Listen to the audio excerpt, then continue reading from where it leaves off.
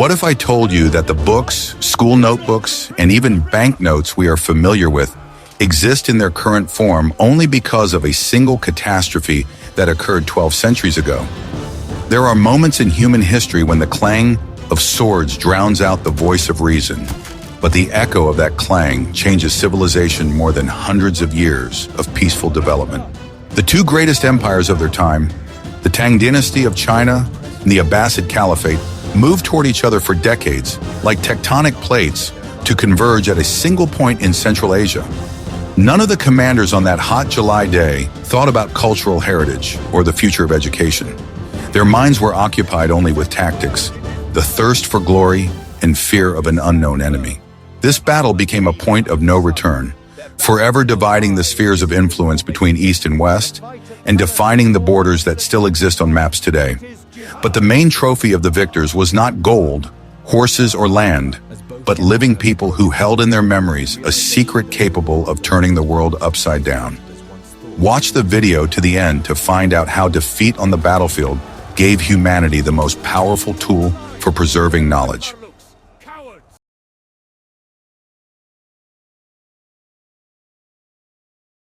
Are you ready to learn the truth about how the world map was actually redrawn in the 8th century?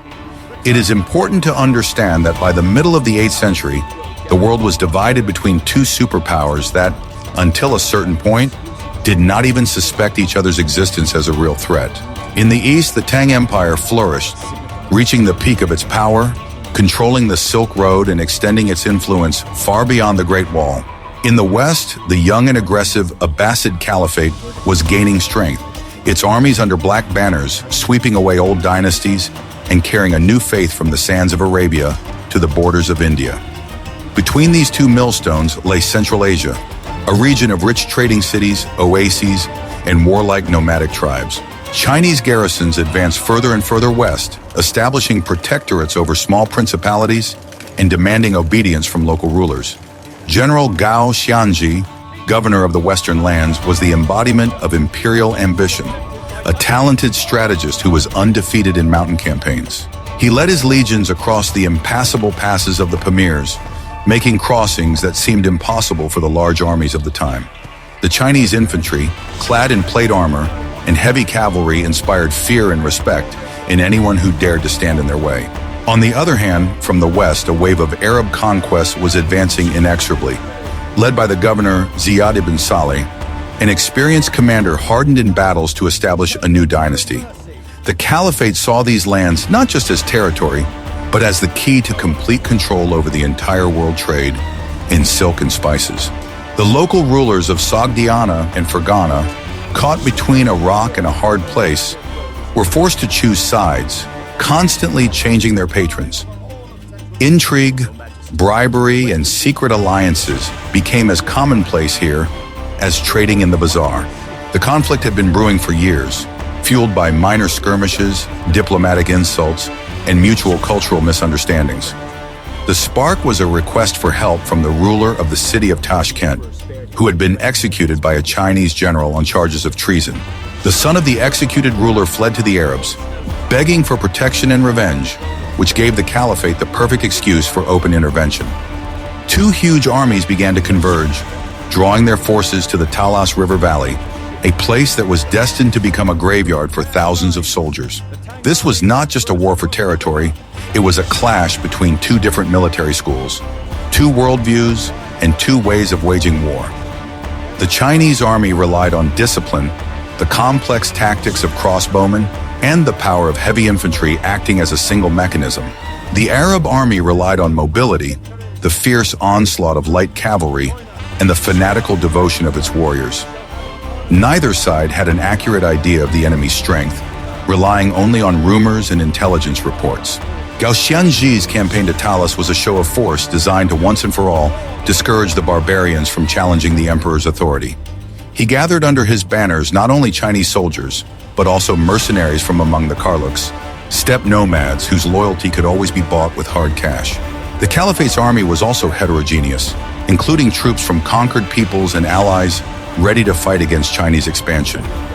The air in the Talas Valley was literally buzzing with tension when the advance guards of the two armies saw each other for the first time. Historians still argue about the exact number of troops, but it is clear that there were tens of thousands of people gathered in one place far from their capitals. Supplying such armies required enormous effort, with caravans of provisions stretching for many kilometers along dusty roads.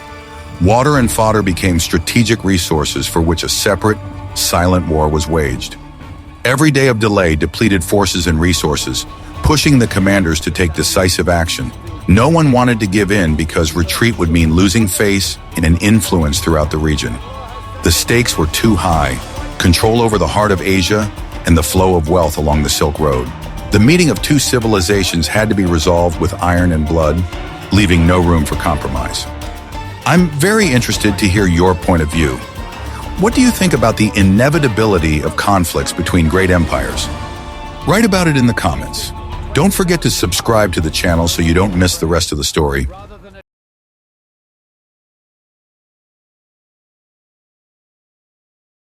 Guess what happened next when the decision to march was made?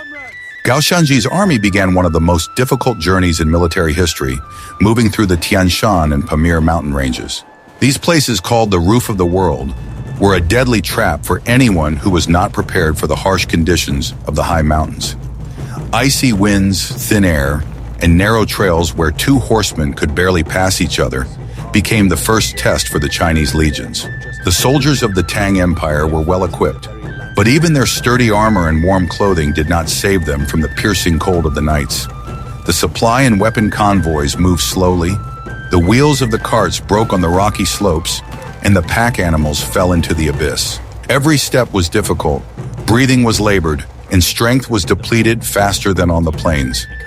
Nevertheless, the iron discipline imposed by the general forced the columns to move forward. Gao Xianji, nicknamed Master of the Mountains, personally supervised the advance, demanding maximum effort from his officers. He understood that the success of the campaign depended on how quickly and unexpectedly his army could descend into the valley. Surprise was his main trump card, a way to stun the enemy, who did not expect an attack from this side. Engineering units marched at the forefront, building bridges across turbulent mountain rivers and clearing debris. The Chinese army included specialized infantry units armed with long-range crossbows and long spears. The cavalry, the pride of the empire, led their horses by the reins, conserving the animal's strength for the upcoming battle. The Karluks, mercenaries accustomed to life in the saddle, and knowing the local trails better than any map, occupied a special place. Their light cavalry provided reconnaissance and cover for the main forces. The descent from the mountains into the Fergana Valley was a relief for the soldiers, exhausted by weeks of travel over the rocks. The warm air, the availability of water and fresh grass for the horses raised the morale of the troops. Here on the plain, the Chinese military machine could deploy its full power, using its usual tactical formations. However, the Talas River Valley, where the enemy was already waiting for them, was still ahead. Local residents watched in horror as the huge army passed through, hiding their food supplies and driving their livestock into the mountains. Rumors of the approach of the dragons from the east spread faster than the wind, reaching the Arab camp. Ziyad ibn Salih, aware of the Chinese movement, did not sit back in defense, but advanced his forces to meet them. He chose a position near the city of Atla, not far from the river, where the terrain allowed him to take advantage of his cavalry. For the Chinese soldiers, this campaign was not just a military operation, but a journey to the edge of the known world. They walked through lands that were the stuff of legends, seeing unfamiliar customs and hearing incomprehensible speech. Many of them understood that they might never return home to their native villages among the rice fields. But the emperor's order was law, and loyalty to the dynasty was their reason for living.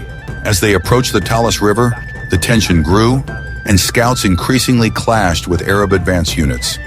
It became clear that the enemy had no intention of fleeing at the sight of the Tang banners, and was ready to fight. General Gao Xianji, confident in the superiority of his tactics and weaponry, was preparing to teach these upstarts from the west a lesson. He did not know that an enemy equal in strength and superior in cunning awaited him. The landscape around me was changing, the mountains receding, giving way to sun-scorched steppes. Dust kicked up by thousands of feet and hooves hung thick in the air, obscuring the horizon. Soldiers checked their weapons, sharpened their swords, and adjusted their armor, preparing for the most important battle of their lives. They had gone through the hell of the mountains to face another hell on earth. How much do you think the terrain affects the outcome of a battle, even with numerical superiority?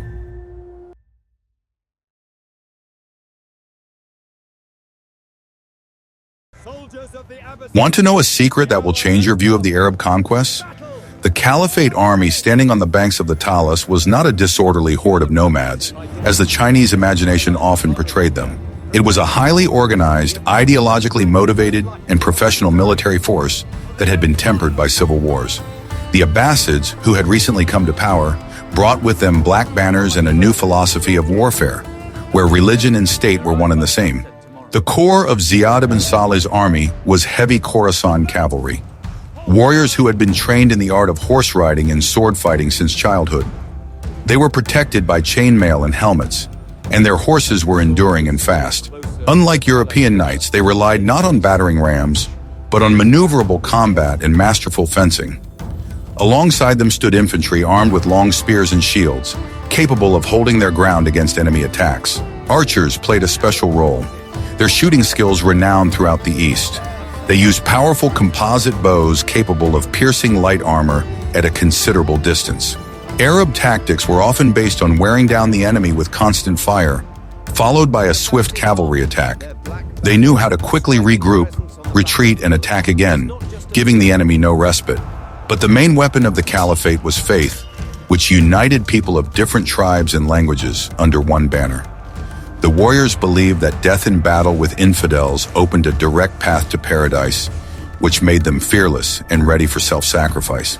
Before the battle, mullahs read sermons, raising morale and reminding them of the great victories of the past. This created a special psychological state that was difficult to break even with superior force. Ziyad ibn Salih also attracted many allies from local Turkic-speaking tribes to his side. He skillfully exploited the local population's dissatisfaction with the harsh policies of the Chinese, promising them autonomy and protection. The Tibetan Empire, a longtime rival of China, also sent its troops to support the Caliphate, seeing a chance to weaken its neighbor. This made the Arab army multinational and diverse, but united in its goal. The Arab camp was a city of tents, where strict order and discipline reigned. Commanders checked posts, monitored the condition of weapons and horses, and did not allow any slackness.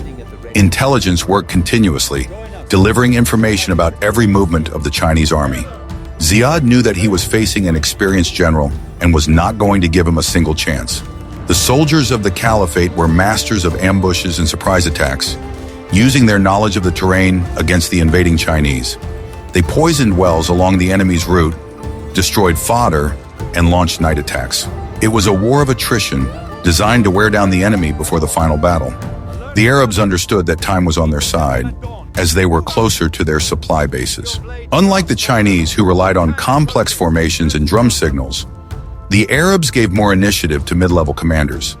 This allowed them to respond flexibly to changes in the situation during battle. They knew how to improvise, find weak spots in the enemy's defenses, and deliver pinpoint strikes. For them, the battle at Talas was not just about defending their borders, but a jihad, a holy war to establish the true faith. Each warrior felt like part of a grand plan, an instrument in the hands of higher powers. This confidence in their righteousness gave them the strength to stand to the death under a hail of Chinese arrows. Like this, if you are interested in learning how these two indomitable forces clashed.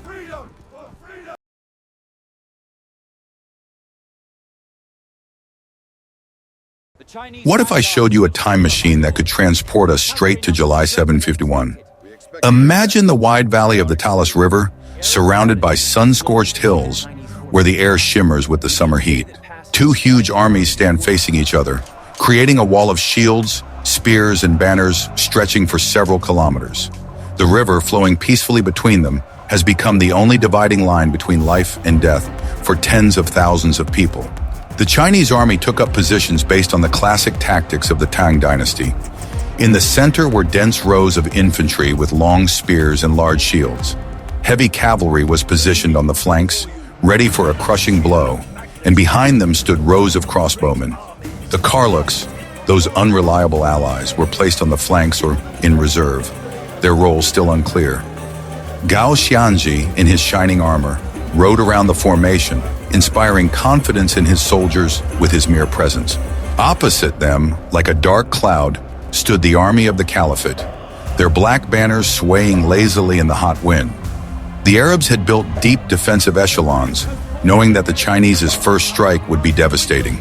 Their light cavalry pranced in front of the formation, shouting insults and challenging their enemies to duels, trying to provoke an attack.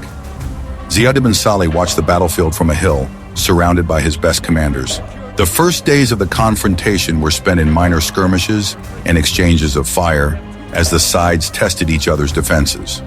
Archers on both sides exchanged volleys, and the sky darkened with clouds of arrows flying with a terrifying whistle. The Chinese crossbows had greater range and penetrating power, inflicting significant damage on the Arab ranks. But the Arabs responded with the rapid fire of their archers, creating a continuous hail of death. The ground between the armies was covered with the bodies of fallen horses and men, but neither side dared to launch a full-scale attack. The heat became unbearable, the sun at its zenith heating the armor so that it was impossible to touch. Water became more precious than gold, and fierce battles were fought for access to the river.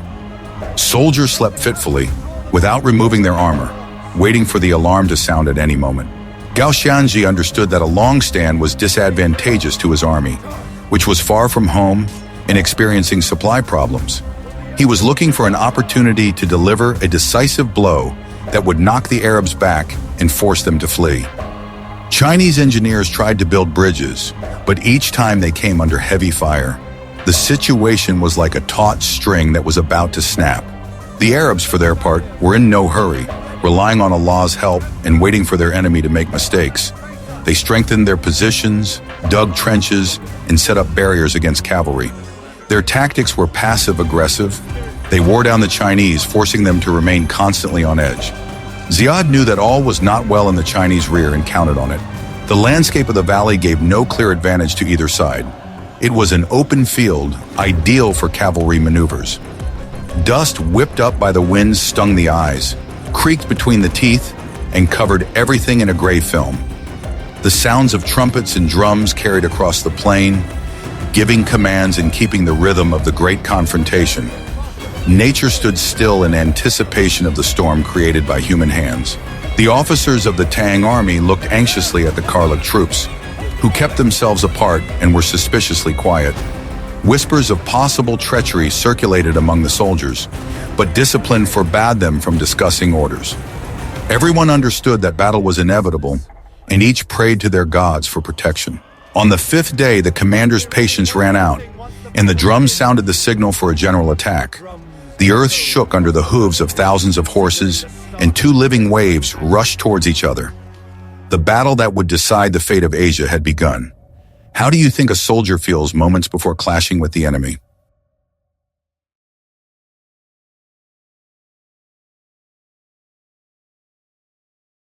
The battle began with a deafening roar as two walls of shields collided with the force of an earthquake.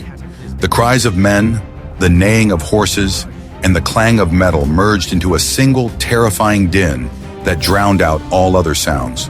The Chinese infantry, acting as a single organism, pressed the Arab ranks with their long spears, trying to break through the center. The Arabs responded with fierce counterattacks, their swordsmen cutting into the enemy's ranks, trying to find gaps in the wall of shields. The heavy cavalry of the Tang, clad in lamellar armor, descended on the flanks of the Arab army. It was a terrible blow. The horsemen and their horses were so well protected that arrows bounced off them without causing any harm. They trampled the light Arab cavalry, knocking riders off their horses and crushing them under their hooves. It seemed that the Chinese war machine was grinding everything in its path, slowly but surely advancing forward. However, the Arabs showed remarkable resilience, retreating but not breaking formation. Their archers, pulling back, continued to shower the Chinese with arrows, aiming at unprotected areas. The Arabs' light cavalry used hit-and-run tactics, attacking the Chinese flanks and immediately retreating, not allowing themselves to be drawn into a protracted battle. This allowed them to wear down the enemy's heavy horsemen, forcing them to chase shadows. In the center, a fierce hand-to-hand battle raged, where fencing skills meant less than strength and endurance. People were crushing each other, the rear ranks pushing on the front ones, not even allowing the dead to fall. Dust and heat turned the battlefield into a stifling oven, where the air was saturated with the smell of sweat and iron. Soldiers were suffocating, losing consciousness from dehydration, but continued to strike mechanically. General Gao Xianji personally commanded the battle, throwing reserves into the breach and trying to build on the success on the right flank. He saw that the Arab formation was buckling and felt victory was near. His crossbowmen fired accurately at enemy commanders, trying to decapitate the Arab army. Chinese discipline was still prevailing over Arab pressure, but Ziad ibn Salih did not sit idly by either.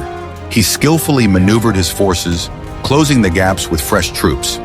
He used Tibetan reserves to hold back the Chinese cavalry. Arab commanders inspired their soldiers by personal example, throwing themselves into the most dangerous parts of the battle. The scales were tipping, but not leaning to either side. The battle broke up into many separate pockets, where troops fought surrounded by enemies, having lost contact with their command. Banners fell and rose again, marking the sites of the fiercest fighting. The ground became slippery, and the soldiers had to keep their balance amid the chaos of bodies and broken weapons.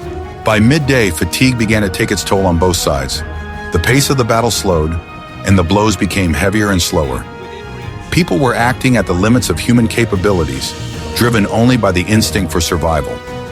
The water in their flasks had long since run out, and thirst tormented the soldiers more than their wounds. Despite fierce resistance, the Chinese continued to press forward, slowly pushing the Arabs back toward the river. It seemed that one more effort would cause the enemy to falter and flee, and victory would be theirs. But war is the art of deception, and what seemed like victory was only a prelude to disaster. None of the fighting Chinese noticed what was happening behind them, preoccupied as they were with the battle against the enemy in front of them. But there in the rear, a movement was beginning that would change everything. Under the constant pressure.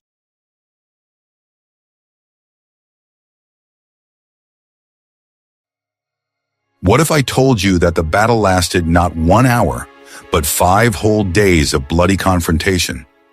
Imagine the exhausting tension when each dawn brings only new attacks and new losses. From morning to night, the valley was filled with the clang of metal, and at night with the moans of the wounded and the anxious cries of the sentries. Both armies were exhausted, resources were running out, and a decisive breakthrough was still not forthcoming. The Chinese infantry, despite their training, were beginning to tire of the endless attacks on the Arabs' flexible defenses. The heavy armor that had provided protection was now a burden under the scorching sun. The cavalry horses were exhausted, many having fallen from arrows or exhaustion. Gao Xianji looked anxiously at his thinning ranks, realizing that his initial plan for a quick victory had failed. The Arabs also suffered heavy losses, their ranks were thinning, and every meter of ground was hard won. But they were on their own territory, and the support of the local population gave them a slight advantage in supplies. Small reinforcements from neighboring cities were approaching them, replenishing their losses. The morale of the Muslims remained high, sustained by faith and preaching. During those days, the true nature of warfare at that time became apparent. It was a battle of endurance, of will and body. Commanders on both sides tried to outwit each other with feigned retreats and ambushes. But experienced armies did not fall for simple tricks. And it all came down to brute force. The stalemate on the chessboard of war was becoming increasingly apparent. The Karluk, who made up a significant part of the Chinese army, had been passive all these days, trying not to get involved in the fiercest battles. Their commanders were discussing something, sending messengers in different directions. Gao Xianji, busy directing the battle, did not attach any importance to this, considering it to be the usual cowardice of mercenaries. This was his fatal mistake. At night, the fires of the two camps burned opposite each other, like a reflection of the starry sky on the ground. Soldiers repaired their armor, bandaged their wounds, and shared the remains of their meager food. In these moments, the enemies were similar in their fatigue and fear of tomorrow. War made everyone equal, erasing the differences between Chinese and Arabs. By the 5th day, it became clear that the situation needed to be resolved. Otherwise, both armies would simply die of exhaustion. Ziad ibn Salih decided to play his trump card, which he had been saving all this time.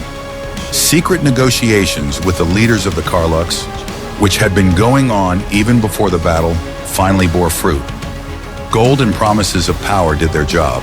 A heavy sense of foreboding hung in the air, which even the animals could sense, shifting restlessly from foot to foot.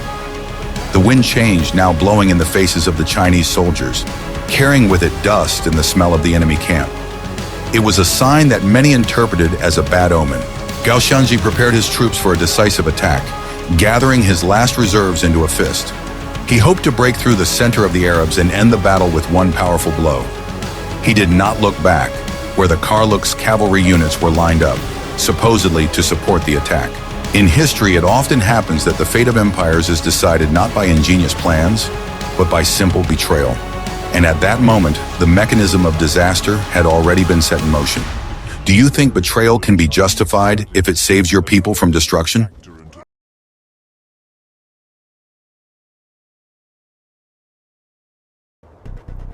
The Karluks, a nomadic people of Turkic origin, were the very variable that Chinese strategists had not taken into account. They were mercenaries for whom war was a craft and loyalty was a commodity. For many years, they had served the Tang dynasty, guarding the borders and participating in campaigns, but they always felt like outsiders in the imperial system. Chinese officials treated them with arrogance, considering them barbarians fit only for the dirty work of war. Tension between the Karluk and the Chinese command had been building for years. Unpaid wages, unfair distribution of spoils, and constant humiliation undermined the mercenaries' loyalty. The Arabs, on the other hand, offered them equal partnership and respect, as well as a generous share of the spoils. The choice for the Karluk's leaders became increasingly obvious as the battle dragged on. In secret from Gao Xianji, the Karluk's leaders met with Ziad's envoys. The agreement was simple: strike the rear of the Chinese army in exchange for independence and wealth. It was a cynical but pragmatic calculation, typical of steppe diplomacy. They waited for the moment when the Chinese would be most exhausted and engrossed in battle. On the battlefield, the Karluks took up positions on the flanks and rear of the Chinese formation. This allowed them to control the retreat routes and supply trains. The Chinese, confident in their strength, entrusted them with guarding their rear, which ultimately led to their downfall. The Karluks, watching the course of the battle, saw that the dragon was tired and vulnerable. There was unusual excitement in their camp, with warriors saddling fresh horses and checking their bows. They knew that soon they would play the leading role in this drama. Their eyes were not on the Arabs, but on the backs of the Chinese infantrymen standing in front of them. The political situation in the steppe also dictated its own terms. The strengthening of the Tang Empire threatened the independence of all nomadic tribes. The Karluks understood that a Chinese victory at Talas would lead to the complete subjugation of the steppe to the emperor. A Chinese defeat, on the other hand, would open up new opportunities for them to create their own state. This was not just a mercenary revolt, but a geopolitical maneuver.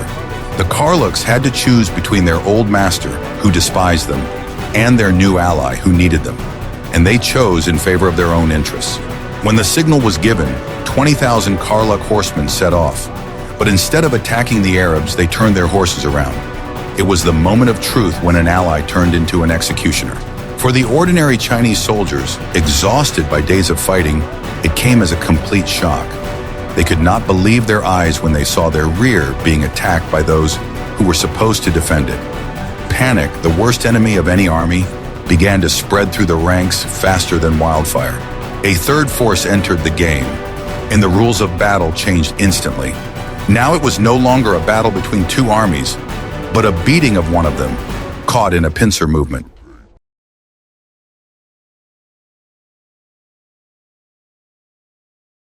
The climax came suddenly, like a thunderclap in a clear sky. In the midst of another Chinese attack, when all attention was focused on the Arab positions, the Karluks struck. 20,000 horsemen with a wild cry descended on the unprotected rear of the Chinese army, sweeping away the supply trains and reserve units. It was not just betrayal, it was annihilation. The Chinese soldiers, caught between the hammer of the Arab infantry and the anvil of the Karluk cavalry, were thrown into confusion. The formation, which had held for 5 days, fell apart in a matter of minutes. The commander's orders were lost in the general chaos, and no one understood who was friend and who was foe. The Karluks, who knew the Chinese identification marks well, struck without fail. The Arabs, seeing the signal, launched a general offensive across the entire front. Encouraged by the support, they threw themselves with redoubled energy at the disorganized enemy. The Chinese found themselves in a tight circle that was closing in with every passing minute. The disciplined army turned into a crowd trying to save itself. The heavy cavalry of the Tang, the pride of the empire, proved useless in such a melee. The horses could not gain speed. The riders were pulled from their saddles with hooks and finished off on the ground. The crossbowmen, left without cover, were cut down by the Karluk's sabers. Banners fell into the dust, trampled underfoot by those running. Gao Xianzhi tried to organize a defense, gather loyal troops around him, and break through the ring. But his efforts were in vain. Panic was widespread. Soldiers threw down their heavy shields and spears to run faster, but there was nowhere to run. The Talas River, which had witnessed their ambitions, now became a barrier to salvation. The massacre was horrific. The victors showed no mercy, taking revenge for years of Chinese domination. The Karluks, eager to curry favor with their new allies, were particularly cruel. The valley was filled with bodies, and the water in the river turned brown.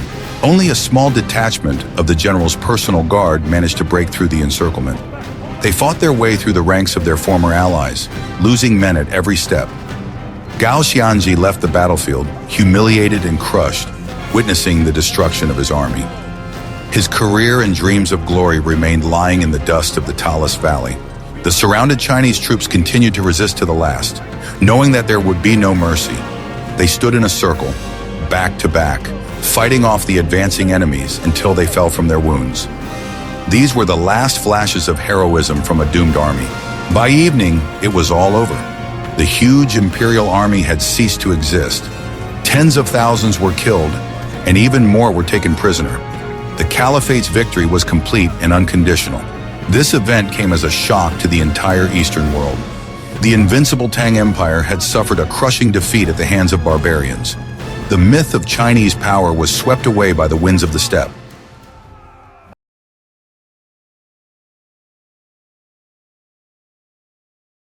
The remnants of the Chinese army, having broken out of the encirclement, fled eastward, pursued by Arab cavalry. It was a pitiful sight. Wounded, ragged, without weapons or supplies, they trudged through the passes they had recently crossed, with their banners flying proudly. The road back was littered with the corpses of those who had not survived the crossing or had been overtaken by the enemy. Gao Xianzhi returned to China with a handful of survivors. The emperor did not execute him, considering his past merits, but removed him from command. The defeat at Talas was the beginning of the end for the Tang's western expansion. Soon, the An Lushan rebellion broke out in the empire itself, which finally undermined the dynasty's power and forced China to forget about Central Asia for 1,000 years. For the Caliphate, this victory meant the consolidation of Islam in the region. Central Asia entered the orbit of Muslim civilization forever. The Arabs did not advance further east into China, realizing that their resources were not unlimited. The border between the two worlds stabilized. Local rulers, seeing the power of the Arabs, converted to Islam en masse and swore allegiance to the Caliph. Chinese cultural influence began to rapidly fade, giving way to Arab science, language, and religion. Buddhist monasteries were abandoned or converted into mosques. The defeat at Talas had enormous geopolitical consequences. The Silk Road came under the complete control of Muslim merchants. This enriched the Caliphate and contributed to the flourishing of Baghdad and Samarkand as centers of world trade and science. China closed itself off, focusing on internal problems. The Great Wall became not only a physical, but also a mental border separating the Celestial Empire from the West. Contacts with the outside world were reduced to a minimum. For the peoples of Central Asia, this was a turning point. The Turkic tribes, having accepted Islam, became part of the vast Islamic world, which determined their fate and culture for centuries to come. Writing, architecture, laws, everything changed under the influence of the new religion. Historians call the Battle of Talas one of the most important battles in history, although few people know about it. It stopped Chinese expansion and determined the religious map of Eurasia. If the Chinese had won, perhaps Europe would know Buddhist Central Asia today. But the most important and unexpected result of the battle was not the redrawing of borders, but what happened to the prisoners. It was in their bags and heads that something was hidden that would change the world more than any weapon. Thousands of Chinese craftsmen, engineers, and artists found themselves in the hands of the Arabs. They were taken to Samarkand, where they were to serve their new masters. Among them were masters who possessed a secret that China had kept for centuries.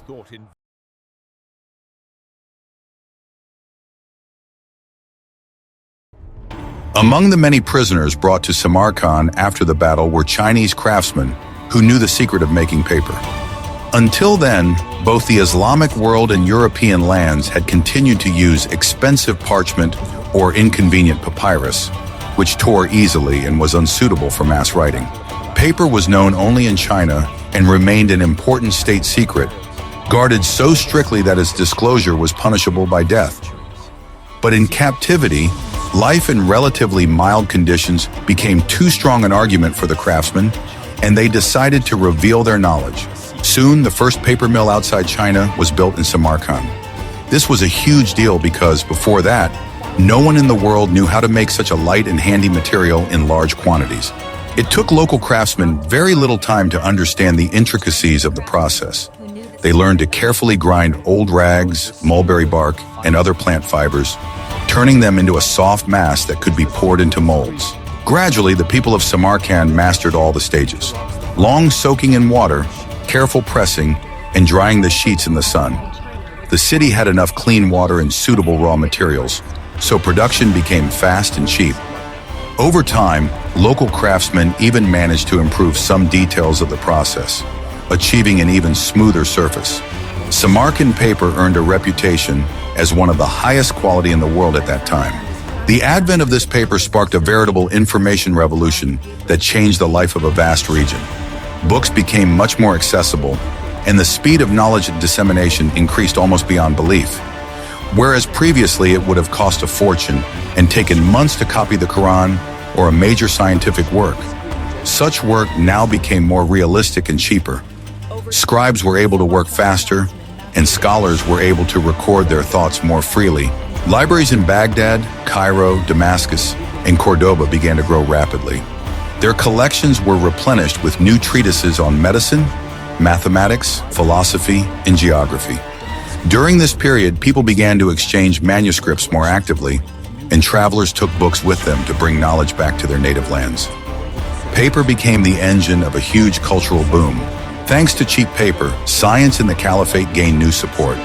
Scientists could write and draw without restriction, astronomers mapped the sky, and poets created works that were later read throughout the East. It was a period when creative energy seemed to burst forth and find its ideal means of expression. The golden age of Islamic culture owes much to this unexpected result of a distant battle. It was from the Caliphate that the technology of paper production gradually spread to Europe. First through Spain, where Muslim and Christian cultures coexisted quite closely, then through Sicily, which was an important trading hub.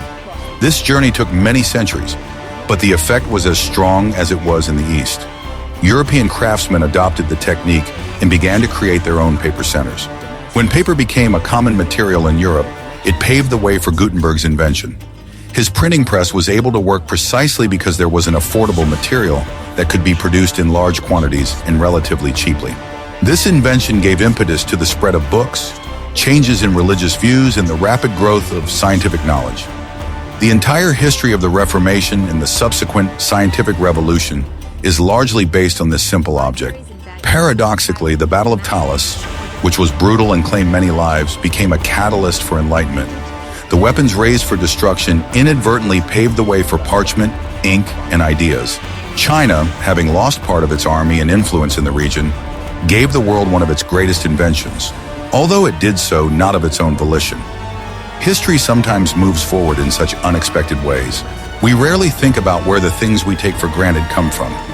The sheet of paper on which you write or print text is a direct descendant of the sheets made in Samarkand more than 12 centuries ago. Every book, every school notebook, bears the echo of that ancient battle. It is a remarkable reminder of how war and progress can intertwine in the strangest ways. If you imagine a world without paper, it becomes clear how important these events were. Perhaps we would still be writing on calfskin, and books would remain so expensive that only a few could afford to read them. History could have taken a different path, and the development of human thought would have slowed down for centuries. This makes us appreciate even those changes that emerged from the shadows of violent conflicts.